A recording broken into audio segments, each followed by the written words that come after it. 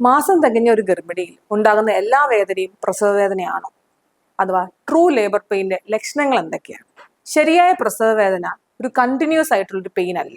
അത് വിട്ടുവിട്ട് അഥവാ ഇന്റർമീഡിയന്റ് ആയിട്ടാണ് ലേബർ പെയിൻ വരുന്നത്. അതുപോലെ ട്രൂ ലേബർ പെയിൻ നമ്മളൊന്ന് റെസ്റ്റ് എടുത്തതുകൊണ്ടോ നമ്മുടെ പൊസിഷൻ മാറ്റിയത് കൊണ്ടോ ആ വേദന ഒരിക്കലും കുറയുന്നില്ല. ഈ ശരിയായ പ്രസവ വേദന കാഠിന്യം കൂടിക്കൂടി വന്നുകൊണ്ടിരിക്കും. അത് വിട്ടുവിട്ടാണ് വരുന്നത്.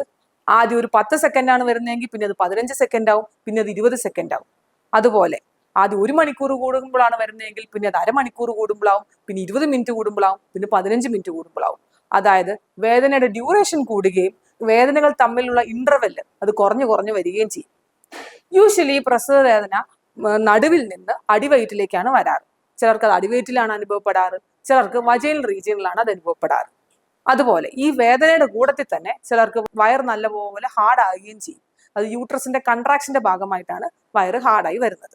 ഇതിന്റെ കൂടെ തന്നെ പ്രസവത്തിന്റെ മറ്റു ലക്ഷണങ്ങളായ ലീക്കിംഗ് അഥവാ വെള്ളം പൊട്ടിപ്പോകുന്നത്, കുട്ടിയുടെ ചുറ്റുമുള്ള അമ്നിയോട്ടിക് ഫ്ലൂയിഡ് ലീക്ക് ആവുന്ന അവസ്ഥ, ചിലപ്പോൾ ബ്ലഡ് സ്റ്റെയിൻ ഡിസ്ചാർജ് അഥവാ രക്തം കലർന്ന ഒരു ഡിസ്ചാർജ് പ്രവചനം കാണാറുമുണ്ട്.